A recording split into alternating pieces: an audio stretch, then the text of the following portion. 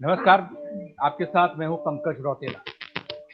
बात आज एक बार फिर से कांग्रेस की करते हैं और कांग्रेस की बात होनी इसलिए चाहिए क्योंकि कांग्रेस सत्ता पाना चाहती है, कांग्रेस लड़ना चाहती है, कांग्रेस जीतना चाहती है।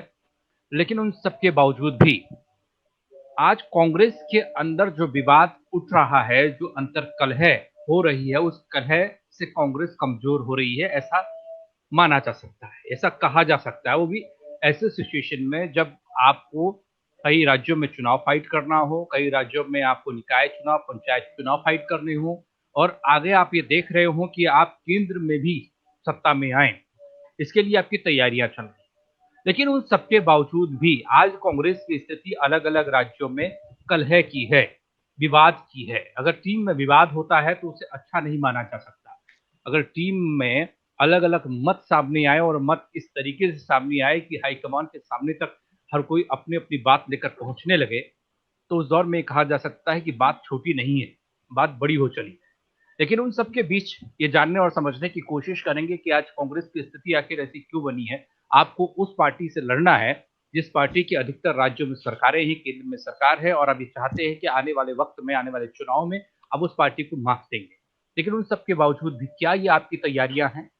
जो अंतर्कलह है, जो आपके नेता गुटों में बढ़ते जा रहे हैं, वो आपके लिए परेशानी का सबब बन नहीं रहे हैं? ये अपने आप में एक बहुत बड़ा सवाल है। और कांग्रेस हाईकमान को लेकर भी एक सवाल ये कि कांग्रेस हाईकमान की स्थिति क्या यही बन गई? एक राज्य में अंतर्कलह थमती नहीं, वहां थोड़ा सा संतोष होता नहीं कि दूसरे राज्य से कुछ नेता दिल्ली पहुंच जाते हैं। तो इसी पशोपेश में कांग्रेस हाईकमान भी है, ऐसा लगता है। आज एक बार फिर से कांग्रेस की बात होगी, और खासकर जो मध्य में रहेगा वो रहेगा हरियाणा। हरियाणा कांग्रेस में मौजूदा वक्त में दो धड़े, या कहें कि कई धड़े बनते हुए दिखाई दे रहे हैं। हमारे साथ तो खास मेहमान जुड़ चुके हैं, उनसे आपका तारुफ कराते हैं और चर्चा की शुरुआत करते हैं। आप दोनों मेहमानों का स्वागत है। अजय सिंह साहब हमारे साथ जुड़ चुके हैं। अजय जी, स्वागत है आपका। आप कांग्रेस से हैं। अमित नेहरा जी विश्लेषक हमारे साथ हैं। आप दोनों का स्वागत सर। धन्यवाद। अमित जी, चर्चा की शुरुआत आप ही से करना चाहूंगा। और जैसी स्थिति आज बनी हुई है, वैसे वैसी स्थिति में लड़ पाना थोड़ा मुश्किल लगता है। हालांकि कोई भी ये कैमरे के सामने या ऑन रिकॉर्ड कहेगा नहीं, ऑफ रिकॉर्ड बहुत बातें सामने आती हैं। लेकिन उन सब के बावजूद भी हमने कांग्रेस को देखा, अभी केरला में देख रहे थे, हमने राजस्थान में देखा कैसी गुटबाजी हुई, आपस में लड़ने लगे। हमने उत्तराखंड में, मैं वहीं से आता हूँ, और उत्तराखंड की कांग्रेस की गुटबाजी छिपी नहीं है। और अब हरियाणा में क्या कुमारी शैलजा बनाम भूपेंद्र सिंह हुड्डा की स्थिति बनी है? क्योंकि बार बार दिल्ली भागना और अपने अपने स्तर से बातचीत करना, क्या कहता देखिए पंकज, आज की जो राजनीति है है जी? वो 50 साल पहले वाली राजनीति नहीं है। कम से कम देश की बात करें हम, तो बात जी। ये है। उसमें क्या था कि कांग्रेस एक मेन पार्टी हुआ करती, राष्ट्रीय पार्टी, और कमोबेश जी। पूरे देश में जितने भी राज्य हैं वहां पे उनकी सरकारें होती थी। तो हम्म। उसमें एक मानसिकता थी कांग्रेस की कि पक्ष भी हम हैं, विपक्ष भी हम हैं। यानी पार्टी जी। में ही पक्ष विपक्ष हुआ करते थे, तो असली जो विपक्ष था वो कहीं पिक्चर में ही नहीं आया करता था। तो वो मानसिकता अभी तक चली आ रही है कांग्रेस की। लेकिन क्या है कि समय बहुत बदल गया है। खासकर पिछले 7-8 साल में आपने देखा होगा, देश की राजनीति में जो एक नई पहल हुई है, ये अच्छी या बुरी मैं नहीं कह रहा हूँ, एक जी। चेंज आया है राजनीति में। तो कांग्रेस उसको पचा नहीं पा रही है। वो अभी भी पुराने समय में है कि पक्ष भी हम हैं, विपक्ष भी हम। तो उससे क्या होगा कि संगठन में दिक्कत तो आएंगी। आज जब समय ये है कि आपको उत्तर प्रदेश अपने प्राथमिकता में रखना चाहिए, क्योंकि कहा जाता है ना कि जो देश की जो गद्दी है, यानी जी। प्रधानमंत्री की गद्दी है, उसका रास्ता उत्तर प्रदेश से उत्तर होकर प्रदेश से गुजरता होकर है। जाता है। लेकिन उत्तर प्रदेश में पिछले 25, 30, 40 साल से संगठन ही नहीं है कांग्रेस का। कितने जिले हैं वहां पे कोई संगठनात्मक चुनाव नहीं हुए हैं। हरियाणा में देख लीजिए, कितने साल से संगठनात्मक चुनाव नहीं हुए हैं, मेरे ख्याल से 8 या 9 साल हो गए होंगे। ठीक है ना। तो जब तक संगठनात्मक चुनाव नहीं होंगे, आप कैसे जीत सकते? आप कैसे सत्ता में आने का वो कर सकते? अब भी क्या था कि जो 32 सीटें आई हैं, 30 सीटें आई, 32 सीटें आई थी, वो एंटी बीजेपी एलिमेंट की करना ही थी, ना कि आप ये कहें कि वो कांग्रेस की अकेली मेहनत से आई थी। तो कई तरह के फैक्टर थे, वो कोई चलिए, टेक्निकल मैं वोटिंग फैक्टर हुई के थी। बारे में आपसे जानूंगा तो अमित जी। मैं इसलिए आपके पास आया था जी पहले, क्योंकि जिस सवाल को लेकर मैं अजय जी के पास जाने वाला था, अजय जी सीधे तौर पर ये कहते कि देखिए, कहीं कोई कलह नहीं है, कहीं कोई विवाद नहीं है, हम बहुत अच्छी रणनीति के साथ चुनावी मैदान में उतरने वाले हैं, इसलिए मैं आपके पास पहले आया। अजय सिंगला साहब, मैं आपके पास आ रहा हूँ। क्या इस जो छिपम छुपाई चल रही है, जिसे कांग्रेस छिपाने की कोशिश कर रही है, ये कब तक चलेगा? ये दिखने को दिख जाता है, ये मध्य प्रदेश में भी दिखा था, ये राजस्थान में भी दिखा, ये केरला में दिखा, ये उत्तर प्रदेश में दिखता है, ये कई बार उत्तराखंड में दिखता है। क्या ऐसी स्थिति में हम कांग्रेस को मजबूत समझें?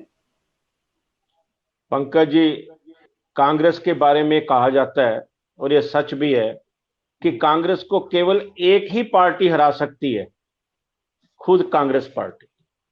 और हम नहीं चाहते कि हरियाणा में ऐसा हो।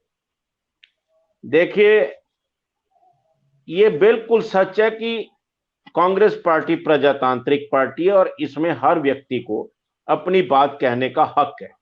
और यह भी सच है कि जब से शैलजा मैडम प्रधान बनी है, जो पार्टी हमारी एक मृत प्राय थी, उसमें जान आई। आज हरियाणा में कांग्रेस का वर्कर संघर्ष कर रहा है, सड़कों पर आया है मैडम शैलजा जी के नेतृत्व में। यह सच्चाई है, ये आप भी मानेंगे, सब मानेंगे जी। तो मैं तो कहूंगा, जो आज का समय है, ये विद्रोह और मतभेद का नहीं है आपस में।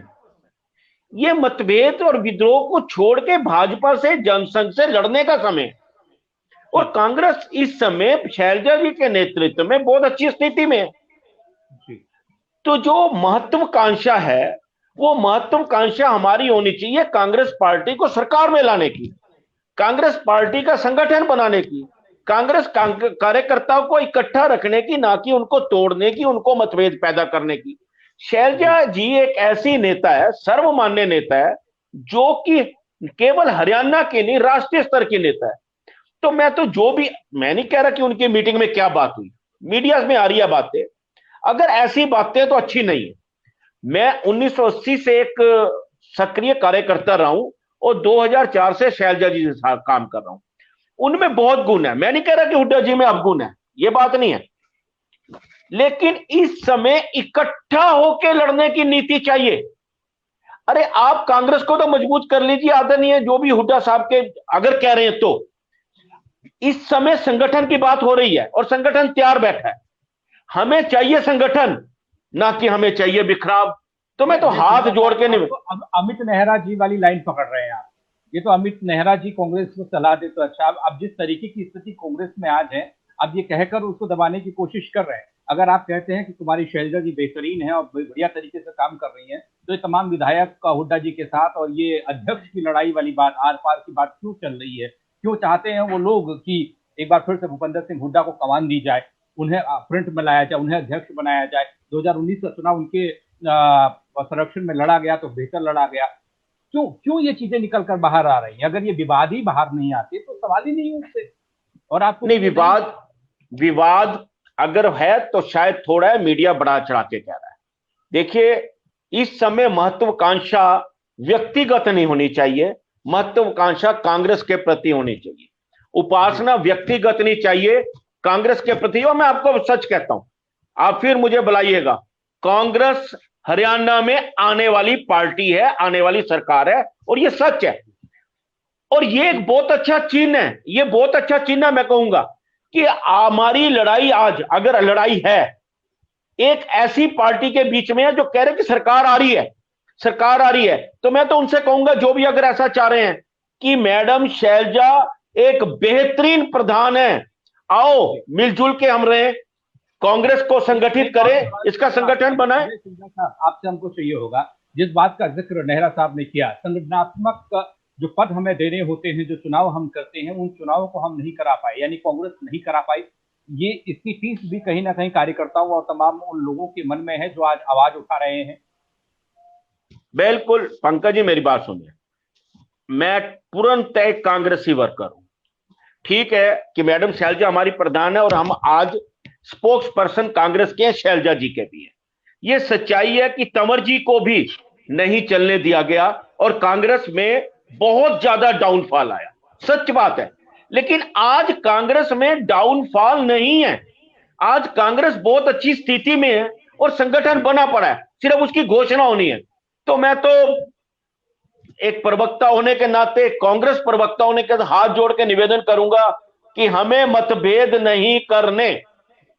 मैं सबसे निवेदन करूंगा, जो भी हमारे नेता अगर ऐसा चाहते हैं। पार्टी अरे डाउनफॉल में नहीं है, मैं आपके पास आऊंगा सर। आप कहते हैं कि दावे के साथ पार्टी डाउनफॉल में नहीं है, सब चीज बढ़िया चल रहा है। उन सबके बावजूद भी 20 विधायक भूपेंद्र सिंह हुड्डा के संपर्क में, वो प्रभारी से मुलाकात कर रहे हैं, वो महासचिव से मुलाकात कर रहे हैं।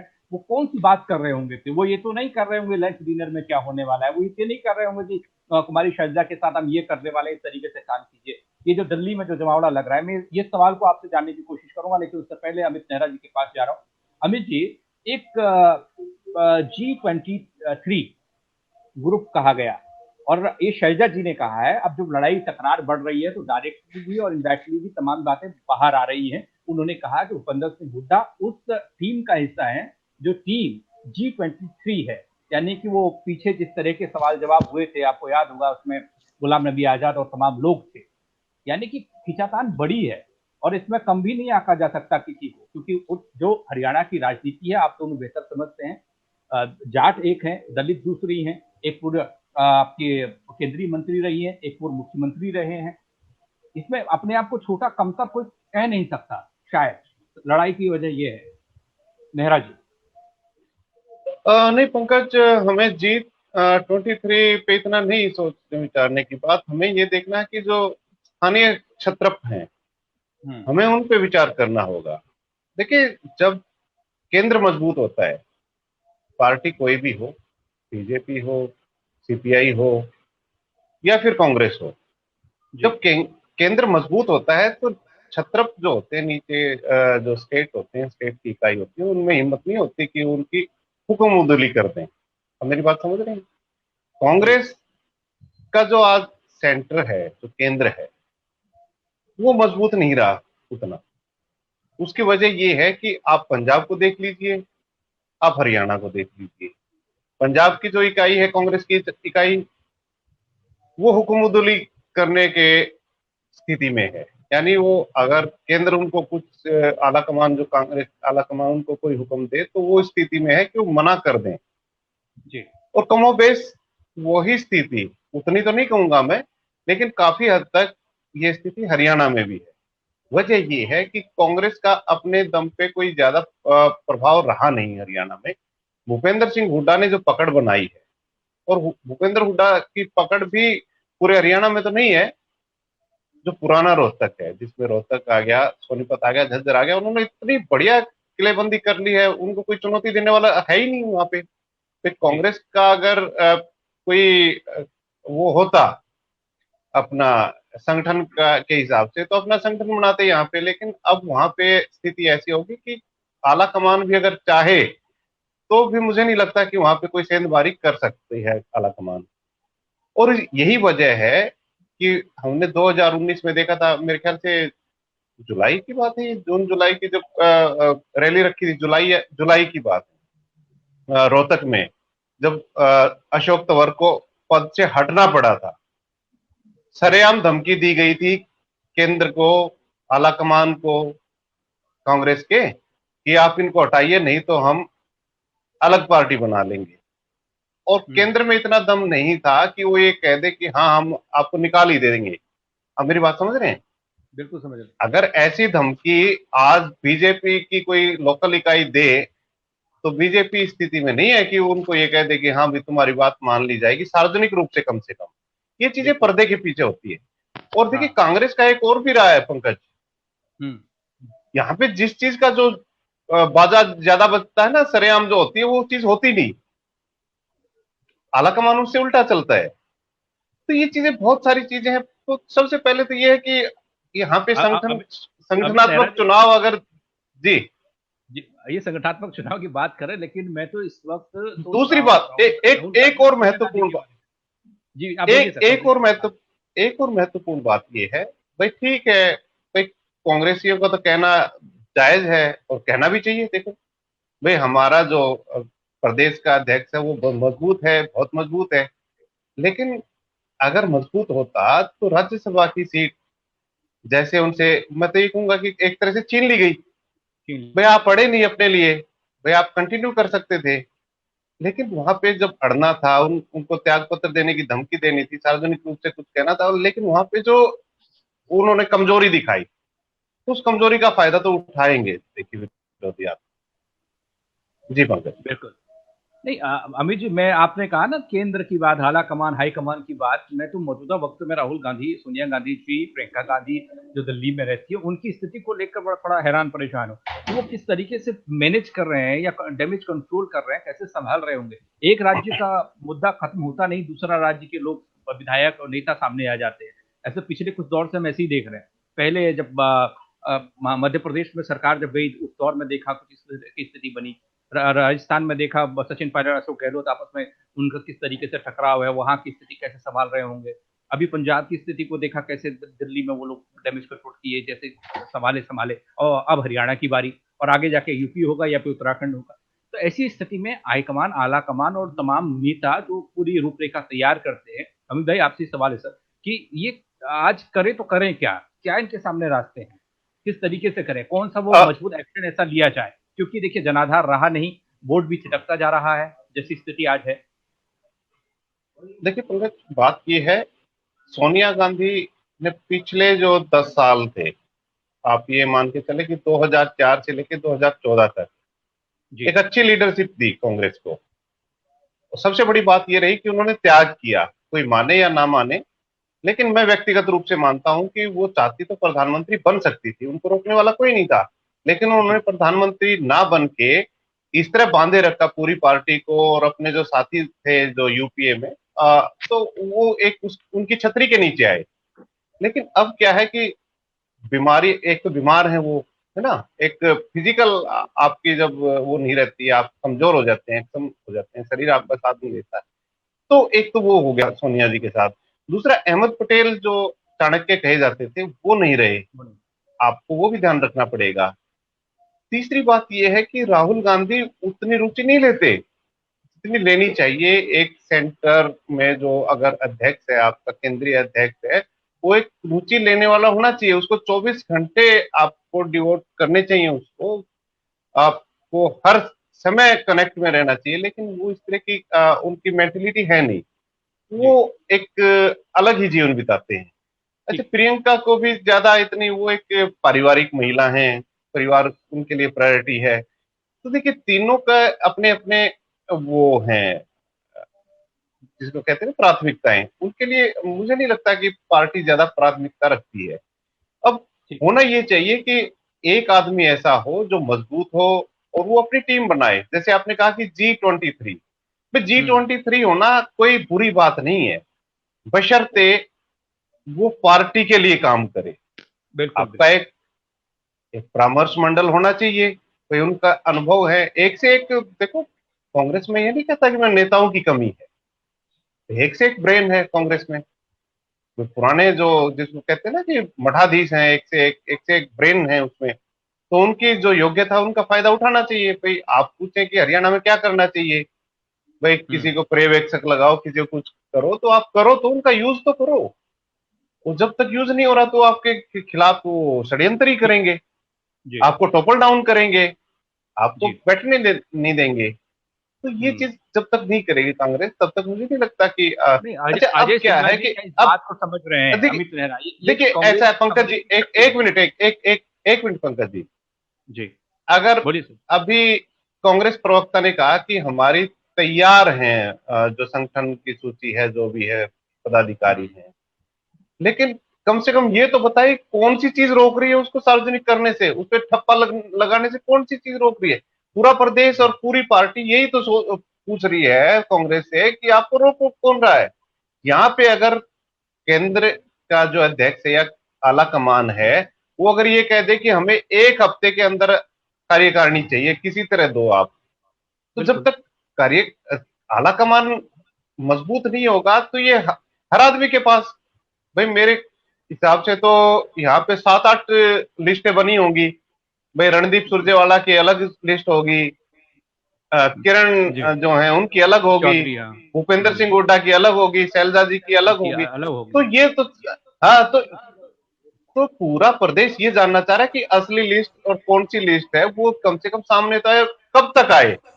जी एक ये भी है ना, भाई 1 हफ्ते में आएगी, 1 महीने में आएगी, 2 महीने में आएगी, 1 साल में आएगी, 3 साल में आएगी। एक कम से कम मैं आपको एक रोड मैप तो बनाइए। जी। जी। अजय सिंगला साहब, आप कितना इत्तेफाक रखते हैं अमित भाई की बातों से कि वाकई में इन बातों में कहीं सच्चाई है? क्योंकि एक बात तो हम भी जानते हैं, राहुल गांधी और सोनिया गांधी थोड़ा पुराने नेता हो गए, बड़े नेता हो गए, लेकिन प्रियंका गांधी को उत्तर प्रदेश का प्रभारी बनाया गया और उत्तर प्रदेश में उनकी सक्रियता कितनी है ये हम सब जानते हैं। और उसके बावजूद भी अजय कुमार लल्लू के हाथ में कमान, उन्होंने तो जेल जाने का रिकॉर्ड बना लिया, लेकिन अब तक कांग्रेस मजबूत नहीं हो पाई या खड़ी नहीं हो पाई। दूसरी चीज ये, कांग्रेस के पास तमाम बड़े नेता, अनुभवी नेता और नेताओं को दरकिनार कर नई यूनिट, नई टीम, युवा शक्ति पर जोर देना शायद ये लगता है कि कांग्रेस के लिए बहुत नुकसान कर रहा है। मुझे ऐसा लगता है, जैसे मठाधीशों की बात की अमित भाई ने, वाकई कोई कमी नहीं है, ये हरियाणा में नहीं पूरे देश में, उत्तर प्रदेश में भी बहुत अच्छे नेता हैं कांग्रेस के पास, लेकिन उन सब के बावजूद भी कांग्रेस की ऐसी स्थिति, ऐसी गुटबाजी, वो लिस्ट जो सार्वजनिक करने से आप डर रहे हैं, जिसके लिए दिल्ली में महामंथन हो रहा है अलग अलग तरीके से, इन कमियों को स्वीकार तो करना पड़ेगा ना। पंकज जी, अमित जी कह रहे थे कि मैडम शैलजा अड़ी नहीं और उन्होंने कमजोरी दिखाई। अरे नहीं, यही तो आप लोगों की और मीडिया की अलग सोच है कि हमने पद के लिए अड़ना है। अरे नहीं नहीं नहीं, यही तो शैलजा जी में यही गुण है। नहीं, आपके हंसने से मेरी बात गलत नहीं हो जाएगी। अब बोलिए बोलिए सर। हम अड़ने से क्या मतलब, हम अपने संगठन को, अपने जो हाईकमान है उसको कमजोर करें, फैसला हाईकमान ने करना है ना। और हम क्या करें, वहां पे धमकी दें कि मैं जा रही हूं पार्टी से, नहीं मुझे ये बना दो, ऐसा नहीं है। यही शैलजा जी में गुण है। मैं वही कह रहा हूं कि सर्वमान्य नेता है, सबको साथ लेकर चलने वाली। अगर इसमें कोई अच्छाई थी उन्होंने मानना। आज दीपेंद्र जी राज्यसभा सदस्य हैं, हाईकमान के कारण है, ये बात नहीं है। दूसरा, आप कह रहे अलग पार्टी की बात, देखिए अलग पार्टी दुनिया बनाती है। मैं अभी पढ़ रहा था कुछ, मैं अपनी जानकारी, कि हमारे 4 नेता रहे, मुख्यमंत्री बने, भगवत दयाल शर्मा जी, बनारसी दास जी, बंसी लाल जी, भजन लाल जी, उन्होंने अलग पार्टी बनाई थी, लेकिन आज हमारे साथ ही है। तो पार्टी तो कांग्रेस ही रहनी है। अगर और कोई और नेता, जैसे आप कह रहे हैं, मैं नहीं कहता, कि अलग पार्टी बनाने की बात सोच रहे हैं, तो ये कोई आसान काम नहीं है, ये बहुत बड़ा काम है। और ये कोई ऐसा नहीं हो जाएगा कि अलग पार्टी बन जाएगी तो वो जीत जाएंगे या हमें हरा देंगे कांग्रेस को। नहीं, ऐसा नहीं होने वाला। कांग्रेस हरियाणा में खड़ चुकी है अपने पैरों पर। और ऐसा नहीं है कि हमारे पास नेता नहीं है राष्ट्रीय लेवल के, या आप कह रहे राहुल जी पूरा टाइम दे रहे हैं, प्रियंका भी दे रही, सोनिया जी भी दे रही, जितने भी राष्ट्रीय नेता अपना काम कर रहे हैं। और हरियाणा में हम अपना काम कर रहे हैं। हरियाणा में कांग्रेस हल्की नहीं है। और अगर 19 व्यक्ति हमारे एमएलए है, आदरणीय एमएलए है, पार्टी के एमएलए हैं, वो गए हैं, इसका मतलब अच्छा भविष्य है हमारा कांग्रेस का। और आप कह रहे हैं संगठन की बात, देखिए एक बात सुनिए, आप कहते हैं गुटबाजी। अरे नहीं, ये स्वतंत्रता है विचारों की, हमें लेकर तो सबको साथ में चलना है ना। अब ऐसा तो नहीं हो सकता कि लिस्ट मैं दे दूं और सबको नाराज कर लूं, सबको साथ लेके, यही शैलजा जी में गुण है। और वो साथ लेके चल रही हैं और ये साथ रहेंगे भी, हम हरियाणा में सरकार बनाएंगे भी। तो ये मीडिया कुछ ज्यादा उछाल देता है। मैं नहीं कहता कुछ बात नहीं है, झूठी बात, मैं अलग तरह का इंसान हूं, कुछ ना कुछ तो होगा जो धुआं उठ रहा है, लेकिन ऐसा नहीं है, वो बिल्कुल ठीक होगा। हरियाणा में मैडम शैलजा जी के नेतृत्व में सरकार बनेगी और मुख्यमंत्री कौन बनेगा हाईकमान की मर्जी है। आज ही तो नहीं हम डिसाइड कर लेंगे मुख्यमंत्री कौन बन रहा है।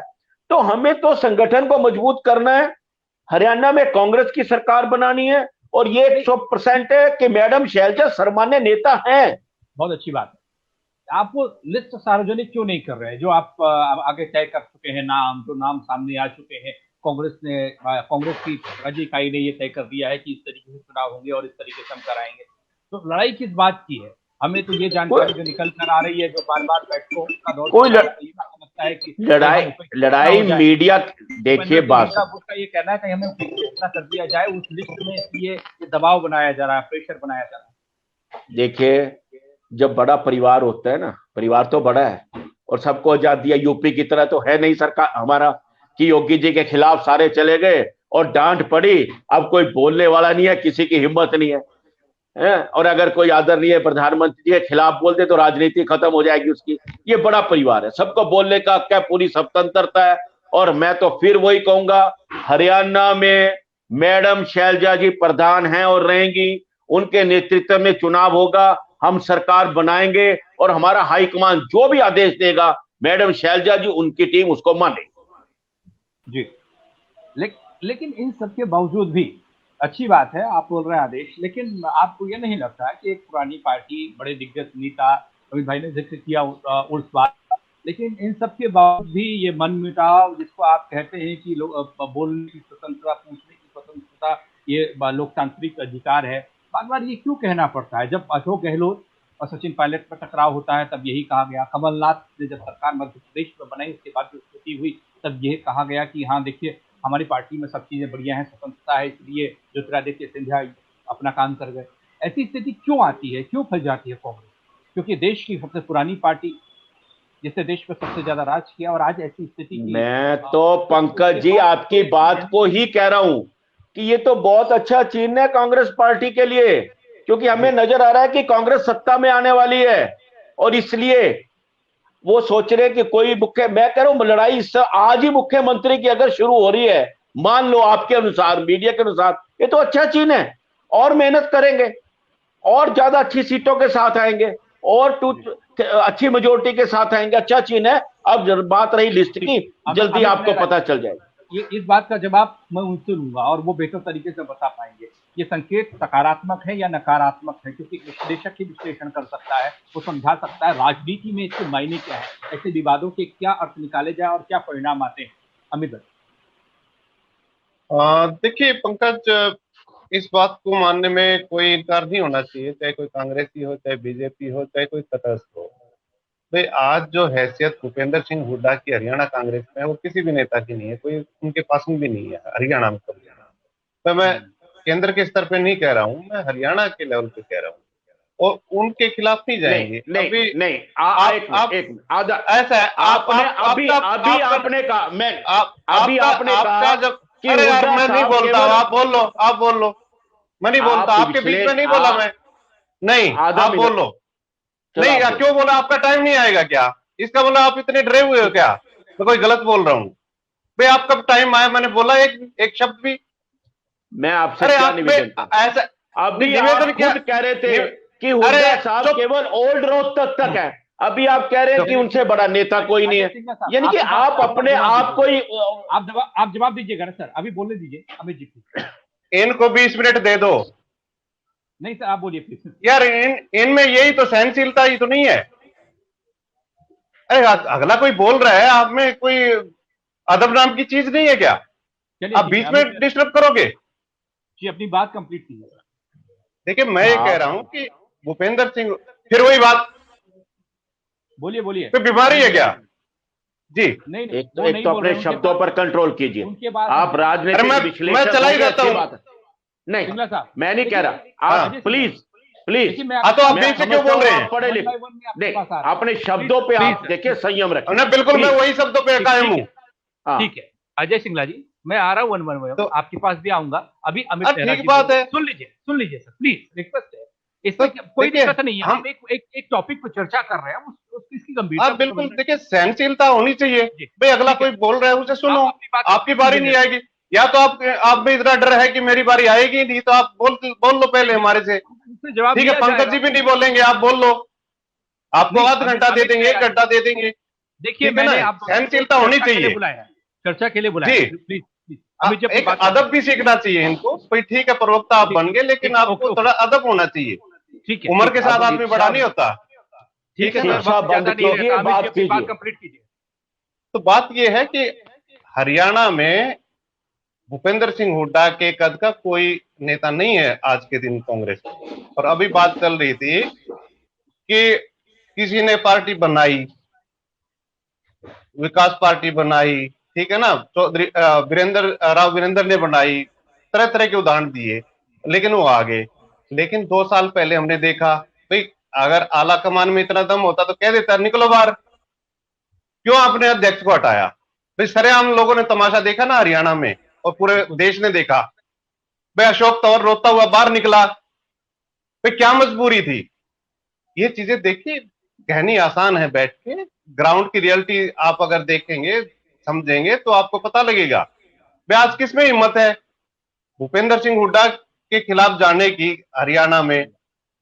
ठीक है ना? तो एक उन्होंने अपना बनाया है। दूसरी बात यह है कि मैंने कहा है कि हाँ ठीक है, रोहतक, सोनीपत और झज्जर में है प्रभाव, खूब प्रभाव है, और इसमें आप परसेंटेज निकाल लीजिए, बाकी पूरे हरियाणा की परसेंटेज निकाल लीजिए, फिर कितने परसेंट कहां से सीटें मिली हैं। भाई इसमें कोई दूसरे गणित की जरूरत है क्या? भाई सामान्य गणित देख लो आप, कितने आ रहे हैं यहाँ पे। मुझे लगता है कि मैम की सीट छोड़ के और कोई सीट नहीं आ रही, जहां तक मुझे लगता है। तो देखिए, बात ये है पंकज, अगर जी आला कमान में दम है जी तो इनको सरेआम झिड़की लगाए, ठीक है ना? और हम नहीं कह रहे कि 13 गए हैं, 19 गए हैं, 21 गए हैं, जाना है इनका हक है, इनके प्रभारी हैं, इनके प्रदेश अध्यक्ष हैं, इनके आला कमान है, भाई रोज भी जा सकते हैं, दिन में 3 बार भी जा सकते हैं। लेकिन हम नहीं कह रहे हैं, खबरें कहां से आ रही हैं? इनके असंतुष्टों से आ रही हैं, ठीक है ना?